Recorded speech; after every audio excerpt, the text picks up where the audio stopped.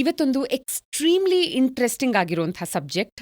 So especially ಈ subject ಏನಂದ್ರೆ ನನಗೆ ಇಂಟ್ರೆಸ್ಟ್ ಇದೆ, ನನಗೆ ಇಂಟ್ರೆಸ್ಟ್ ಇಲ್ಲ ಅನ್ನೋ ಎರಡು ಬೈಫರ್ಕೇಶನ್ನೇ ಇಲ್ಲ.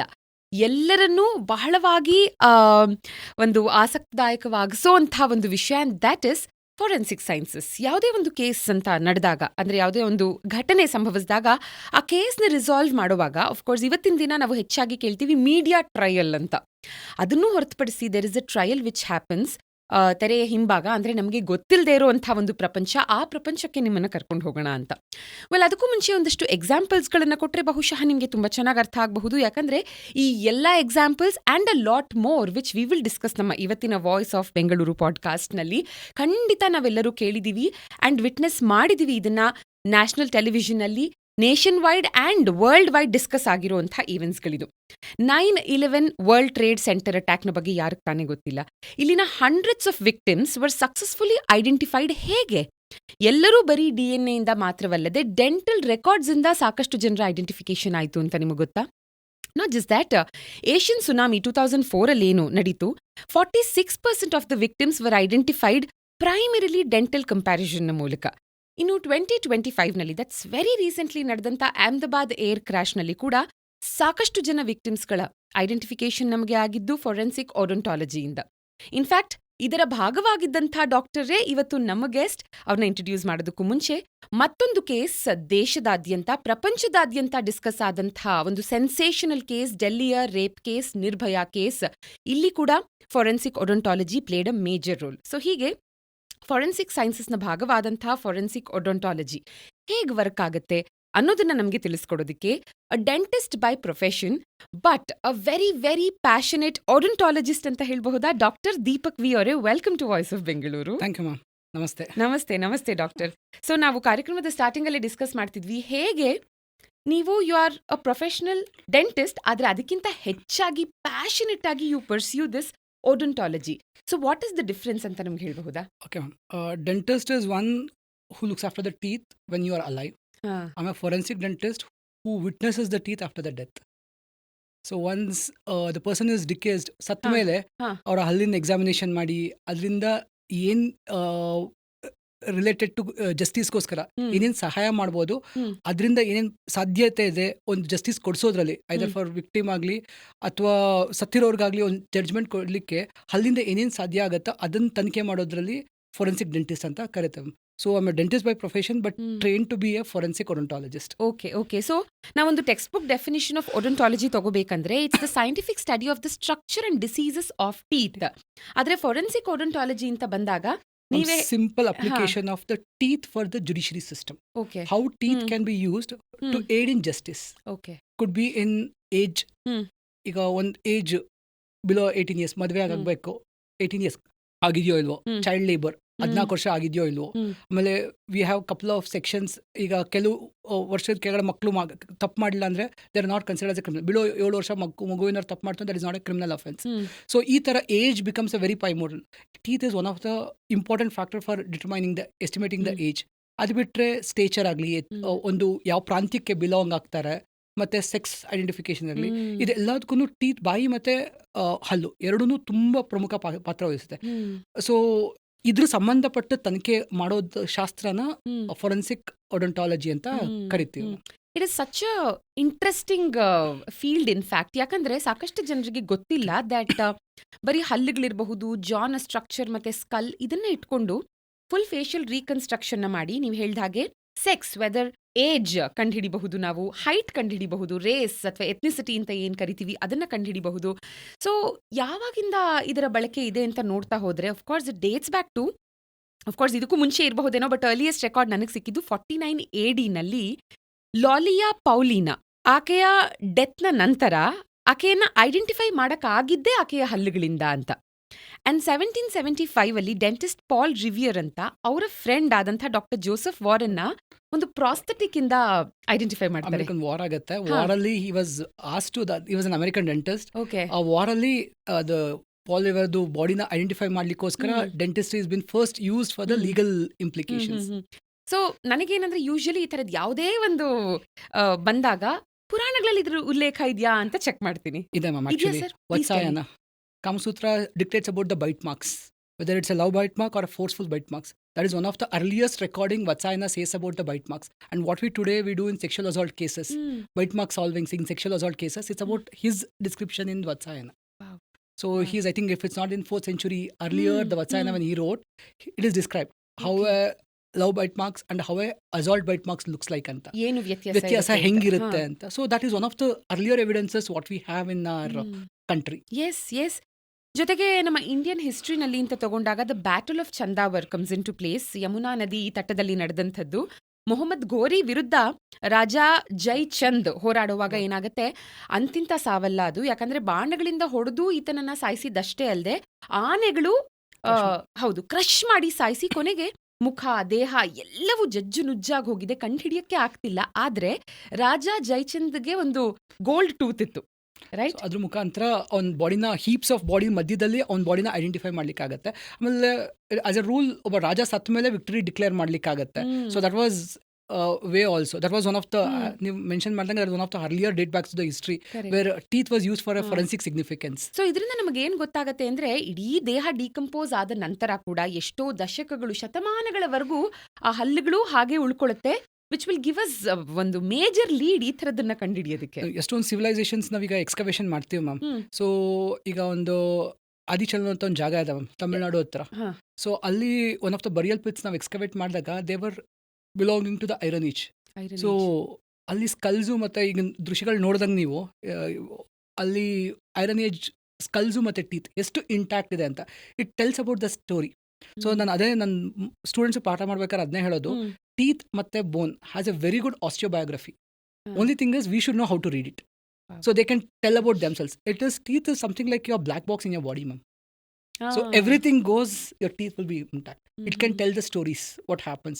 ನಂಗೆ ಒಂದೊಂದ್ಸಲ ಹಿಸ್ಟರಿಗೆ ಹೋದ್ರೆ ಮ್ಯಾಮ್, ಯೂಶಲಿ ಬೇಲೂರು ಹಳೆಬೀಡೆಲ್ಲ ಟೆಂಪಲ್ಸ್ಗೆ ಹೋದ್ರೆ wish these stones had voices, we can listen what had happen in those ಅಂತ ನನಗೆ ಅನ್ಸುತ್ತೆ. So same thing, only thing is probably historians could read it. Same thing we being dentist in the forensic lineage, we can speak about their history. Only thing is we should know how to read it. And unfortunately in India we have only handful of people who can do this job, and it's in a very nascent profession. In ತುಂಬ ಇನ್ನೂ ಏನಂತ infantile stages ಅಲ್ಲಿದೆ. Why I say infantile stages ಅಂದರೆ western ಕಂಟ್ರೀಸಲ್ಲಿ it is been used. oral autopsy is mandatory as a part of a general autopsy. But in Indian scenario, unfortunately the stakeholders are not considering the oral autopsy as a mandate by the when we do the general autopsies. So ಇದನ್ನ mandate ಅಂತ consider ಮಾಡೋದಕ್ಕಿಂತ ಮುಂಚೆ I think dental ರೆಕಾರ್ಡ್ಸ್ನ maintain ಮಾಡೋದನ್ನ mandate ಅಂತ consider ಮಾಡಿದಾಗ maybe this will also come in to place ಅಲ್ವಾ? Totally agree ma'am. ಯಾಕೆಂದ್ರೆ ಮೋಸ್ಟ್ ಆಫ್ ದ ಕೇಸಸ್ ಅಲ್ಲಿ ಏನಾಗುತ್ತೆ ಅಂದ್ರೆ ಕಂಪ್ಯಾರಿಸನ್ಗೆ ನಮಗೆ ಆಂಟಿಮಾರ್ಟಮ್ ರೆಕಾರ್ಡ್ಸ್ ಅಂತ ಹೇಳ್ತೀವಿ. ವ್ಯಕ್ತಿ ಸಾಯಕ್ಕೆ ಮುಂಚೆ ಏನೊಂದು ರೆಕಾರ್ಡ್ಸ್ ಇದ್ರೆ ಅದು ಕೊಟ್ರೆ ನಮಗೆ ಪೋಸ್ಟ್ ಮಾರ್ಟಮ್ ಎಕ್ಸಾಮಿನೇಷನ್ ಮಾಡಿದಾಗ ಕಂಪೇರ್ ಮಾಡಿ ಬಾಡಿ ಅವ್ರದ್ದೋ ಇಲ್ವೋ, ಅವ್ರದ್ದೆಲ್ಲ ಅಂದ್ರೆ ಈ ತರ ಫೀಚರ್ಸ್ ಇದೆ, ಈ ತರದ ಮತ್ತಿಂದ ಆಧಾರ ಇದ್ರೆ ಉಳ್ಕೊಂಬನ್ನಿ ಅಂತ ಕೊಡ್ಲಿಕ್ಕೆ ಈಸಿ ಆಗುತ್ತೆ. ಸೊ ನಮ್ಮ ಇಂಡಿಯಾದಲ್ಲಿ ಏನಾಗಿದೆ ಅಂದ್ರೆ none of the health services are taken care by the government. So western countries ಅಲ್ಲಿ ವಿ ಹ್ಯಾವ್ NHS ಸ್ಕೀಮ್ಸ್.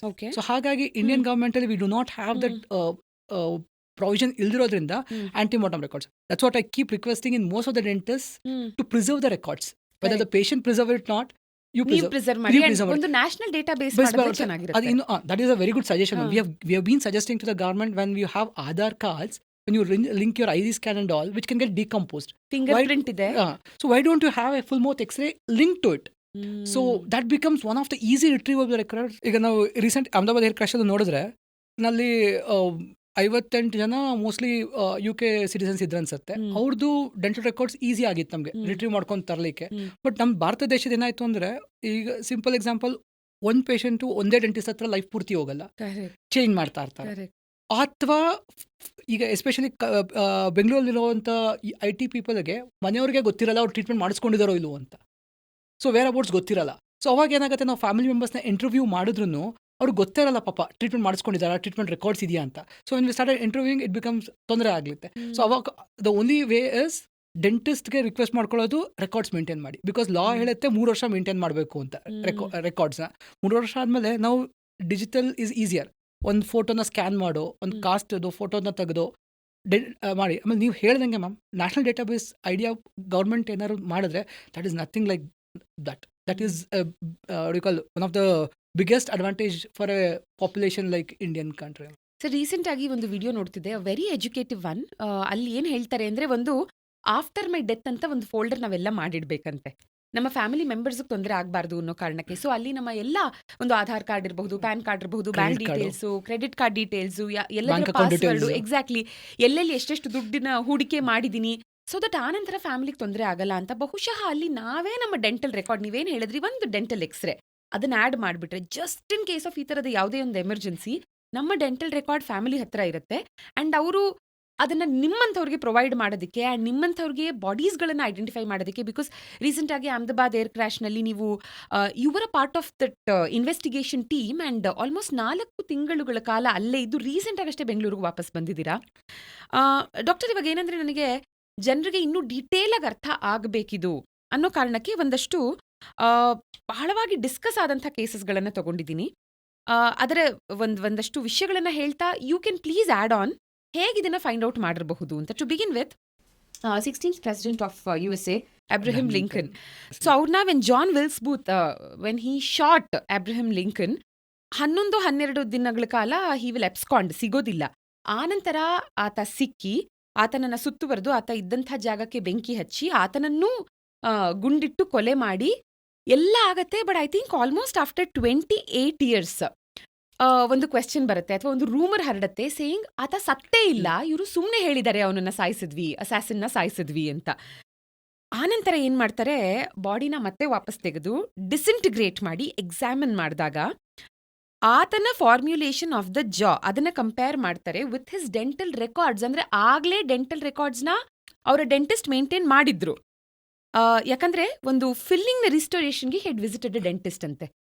ಇದನ್ನ ಕಂಪೇರ್ ಮಾಡಿದಾಗ ಈ ದೇಹ ಆತನದ್ದೇ ಅಂತ ಪ್ರೂವ್ ಆಗುತ್ತೆ.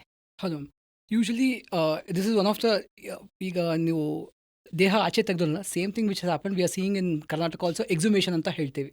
ಎಕ್ಸುಮೇಷನ್ ಏನು ಅಂದರೆ, ಒಂದು ಬಾಡಿನ ಶವನ ಹೂತಿಟ್ಟು ಅದನ್ನು ವಾಪಸ್ ತೆಗೆದು ಅದ್ರ ಮರಣೋತ್ತರ ಪರೀಕ್ಷೆ ಮಾಡ್ತೀವಿ. ಕೆಲವು ಸಲ ಏನಾಗಿರುತ್ತೆ ಮ್ಯಾಮ್, ನ್ಯಾಚುರಲ್ ಡೆತ್ ಅಂತ ಕನ್ಸಿಡರ್ ಮಾಡಿಬಿಟ್ಟಿರ್ತೀವಿ. ನಾವು ನ್ಯೂಸ್ಗಳೆಲ್ಲ ಓದಿರ್ತೀವಿ. ಅದಾದ್ಮೇಲೆ ಒಂದು ರೂಮರ್ ಹರಡುತ್ತೆ, ಇಲ್ಲ ಅದು ಅನ್ಯಾಚುರಲ್ ಡೆತ್ ಆಗಿತ್ತು, ಏನೋ ಫೌಲ್ ಪ್ಲೇ ಆಗಿತ್ತು ಅಂತ ಒಂದು ರೂಮರ್ ಹರಡುತ್ತೆ.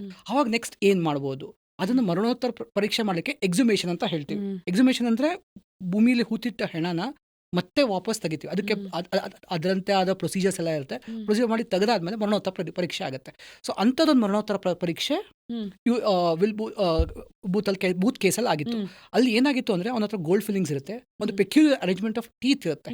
ಅದ್ರ ಮುಖಾಂತರ heal B confirm that, because ಜನಕ್ಕೆ ಸತ್ಯ ಗೊತ್ತಾಗಬೇಕು. ವೆದರ್ ಅವ್ನು ಈಗ ಅಬ್ಸ್ಕಾಂಡಿಂಗ್ ಅಂದ ತಕ್ಷಣ ಅವನ ಹೆಸರಲ್ಲಿ ತುಂಬ ಕೊಲೆಗಳು ಶುರು ಆಗ್ಬೋದು, ಅವನ ಹೆಸರಲ್ಲಿ ಮತ್ತೆ ಕ್ರೈಮ್ ರೇಟು ಇನ್ಕೋ, ಬಿಕಾಸ್ ಆ ಮನುಷ್ಯನೇ ಇಲ್ಲ ಅಂದಮೇಲೆ ಅವ್ನ ಮನುಷ್ಯನ ಹೆಸರಲ್ಲಿ ಬೇಕಾದಷ್ಟು ಕ್ರೈಮ್ ಆದ್ರೂ, ಬಿಕಾಸ್ ದೇರ್ ನೋ, ಯಾರಿಗೂ ಪನಿಷ್ಮೆಂಟ್ ಕೊಡೋಕೆ ಯಾರು ಸಿಗೋದೇ ಇಲ್ಲಲ್ಲ.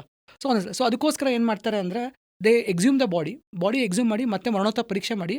ಅದ್ರಲ್ಲಿ teeth played A vital role. ಅಂದರೆ ಟೀತಲ್ಲಿ, ಯಾಕೆಂದರೆ ಅದು ಎಷ್ಟೇ ವರ್ಷ ಆದರೂ ಹಾಳಾಗಲ್ಲ. ನೀವು ಹೇಳ್ದಂಗೆ 20 ವರ್ಷ ಆದರೂ ಹಾಳಾಗಲ್ಲ.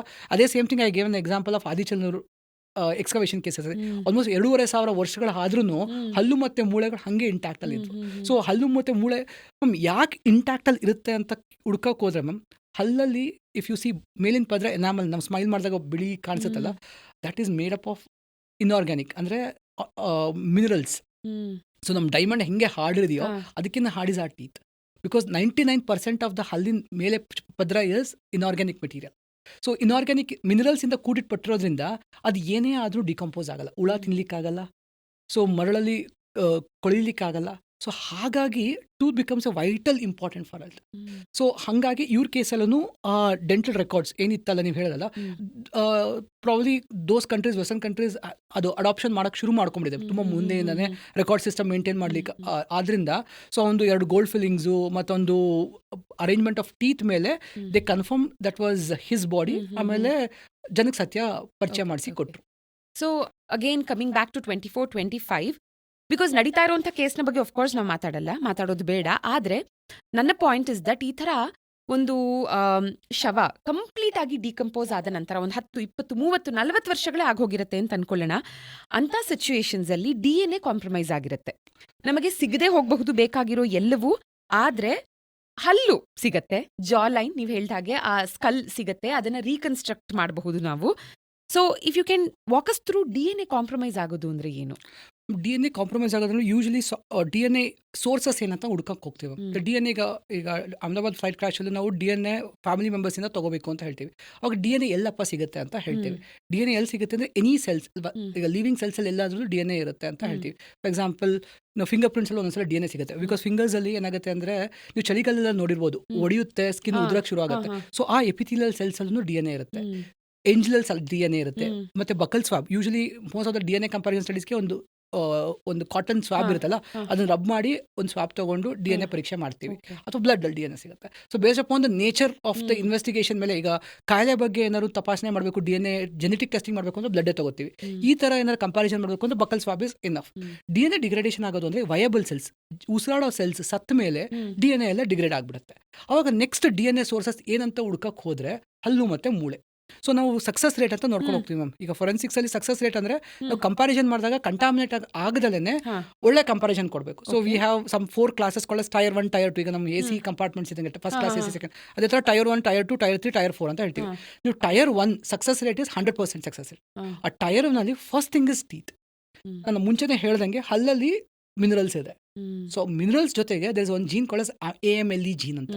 ಅದು ಎಷ್ಟೇ ವರ್ಷ ಆದ್ರೂ ಏನೂ ಆಗಿರಲ್ಲ ಹಲ್ಲಿರೋರ್ಗು. So that gene can be extracted for any of the genetic studies also. So DNA tooth is also a very good source for DNA. Correct. So what's in a tooth ಅಂದಾಗ DNA ಕ್ಯಾನ್ ಬಿ ಎಕ್ಸ್ಟ್ರಾಕ್ಟೆಡ್, ಹೌದು, highly specialised forensic ಪ್ರೊಸೀಜರ್ಸ್ನ use ಮಾಡಿ. ಆದರೆ ಈ DNA when you compare it with gold standard method of DNA ನಾವೇನು ಹೇಳ್ತೀವಿ, will it be the same? It will be the same. See, I always tell the same thing for this. DNA is considered gold standard, but teeth is considered as platinum standard. So why I say this platinum standard is, ma'am, ಈಗ 100 ಜನ ಒಂದು bus accident ಅಲ್ಲಿ ಸತ್ತಿದ್ದಾರೆ ಅಂತ ತಿಳ್ಕೊಳ್ಳೋಣ. ಈಗ 100 ಜನಕ್ಕೆ 100 families ಇದ್ದಾರೆ. Okay, 100 families ನೀವು ಕಂಪೇರ್ ಮಾಡಬೇಕು. ಈಗ ಹೆಂಗಾಗುತ್ತೆ ಅಂದ್ರೆ, ಈಗ 100 ಲೇಬಲ್ ಮಾಡ್ತೀವಿ ಅಂತ ಇಟ್ಕೊಳ್ಳಿ, 1, 2, 3, 100 ಶವ ಪೂರ್ತಿ ಬರ್ನ್ ಆಗಿದೆ. ಸಿಂಪಲ್ ಎಕ್ಸಾಂಪಲ್, ಮೊನ್ನೆ ಕರ್ನೂಲ್ ಬಸ್ ಆಕ್ಸಿಡೆಂಟ್ ಆಯ್ತು. ಸೊ 23 ಜನ ಏನೋ ಸತ್ರು ಅಲ್ಲಿ ಅಂತ. ಈಗ 23 ಜನಕ್ಕೆ 23 ಫ್ಯಾಮಿಲಿ ಮೆಂಬರ್ಸ್ ಇರ್ತಾರೆ ಅಂತ ತಿಳ್ಕೊಳ್ಳಿ. 23 ಲೇಬಲ್ ಆಗಿರುತ್ತೆ. ಈಗ ಒಂದು 23 ಜನ ಬ್ಲಡ್ ಸ್ಯಾಂಪಲ್ಸ್, DNA ಸ್ಯಾಂಪಲ್ಸ್ ಒಬ್ಬನ ಜೊತೆ ಕಂಪೇರ್ ಮಾಡಬೇಕು. ಹಂಗೆ 23 ಜನಕ್ಕೆ ಮಾಡ್ಕೊಂಡು ಹೋದ್ರೆ ಎಷ್ಟು ಟೈಮ್ ಆಗುತ್ತೆ? ಕಾಂಬಿನೇಷನ್ ಎಕ್ಸಾಕ್ಟ್ಲಿ ಆಗುತ್ತೆ. ಅದು ಸ್ಯಾಂಪಲಿಂಗ್ ಎರರ್ಸ್ ಆಗುತ್ತೆ, ಕಂಟಾಮಿನೇಷನ್ ಆಗುತ್ತೆ. ಒಂದು DNA ಪ್ರೊಸೆಸಿಂಗ್ ಅಟ್ಲೀಸ್ಟ್ ಕನಿಷ್ಠ ಅಂದ್ರೆ 72 ಅವರ್ ಬೇಕಾಗುತ್ತೆ. ಇಷ್ಟೆಲ್ಲ ಮಾಡಿ ಕೊನೆಗೆ ಕಂಟಾಮಿನೇಷನ್ ಆಯ್ತು, ಪ್ರೊಸೀಜರ್ ಬರಲಿಲ್ಲ ಅಂದ್ರೆ at the end result is ಶೂನ್ಯ. ಸೊ ಅದಕ್ಕೋಸ್ಕರ ಏನ್ ಮಾಡ್ತೀವಿ ಅಂದ್ರೆ ಡೆಂಟಲ್ ರೆಕಾರ್ಡ್ಸ್ ಇಂದ ನ್ಯಾರೋ ಡೌನ್ ಮಾಡ್ತೀವಿ. ಸೊ ಫಸ್ಟ್ ಡೆಂಟಲ್ ರೆಕಾರ್ಡ್ಸ್ ಇಂದ ನ್ಯಾರೋ ಡೌನ್ ಮಾಡಿ, if the family still want the confirmation, ಅವಾಗ DNA ಮ್ಯಾಚಿಂಗ್ ಮಾಡಿದ್ರೆ then it is golden standard. ಇದು ಹೆಂಗಿದೆ ಅಂದ್ರೆ, ಜಾತ್ರೆಯಲ್ಲಿ ಕಳೆದೋಗಿರೋನು ಏನೂ ಮಾರ್ಗ ಇಲ್ದಲೆ ಸುಮ್ಮನೆ ಹುಡುಕಿ ಅಂತ ಬಿಟ್ರೆ ಏನಂತ ಹುಡುಕ್ತೀರಾ? You should have some clue to ಹುಡುಕಕ್ಕಲ್ಲ ಮ್ಯಾಮ್. ಸೊ ಡೆಂಟಲ್, ನಾವು that's what we try to tell the authorities, will narrow down your search, we make it's easier. So ಈಗ 10 ಬಾಡೀಸ್ ಇದ್ರೆ we tell this is that body belongs to that person, then you confirm. So that becomes easier. So ನಮ್ಮಲ್ಲಿ ಏನಾಗುತ್ತೆ ಅಂದ್ರೆ, ಅದು DNA ಅಂತ ತುಂಬಾ stake holders ಅಲ್ಲಿ ಕೂತ್ ಬಿಟ್ಟಿದೆ ತಲೆಯಲ್ಲಿ. DNA I am telling, DNA has its own values. ಈಗ ಚಿನ್ನಕ್ಕೆ ಇದೆ, ಅದಕ್ಕೆ ಯಾರೂ ತಪ್ಪಂತ ಹೇಳ್ತಲ್ಲ. But when you have something which can narrow down the search and help the process faster, why don't you use it? Correct. ಯಾಕೆ use ಮಾಡಬಾರ್ದು? Sir, ನೀವು ತುಂಬಾ ಒಳ್ಳೆ ಪಾಯಿಂಟ್ನ ಮೆನ್ಷನ್ ಕೂಡ ಮಾಡಿದ್ರಿ before we started this interview. ಅಂದ್ರೆ ಆ ಸ್ಟ್ಯಾಟಿಸ್ಟಿಕ್ಸ್ಗಳು ಎಷ್ಟು ಮ್ಯಾಟರ್ ಆಗುತ್ತೆ ಅನ್ನೋದಕ್ಕೆ.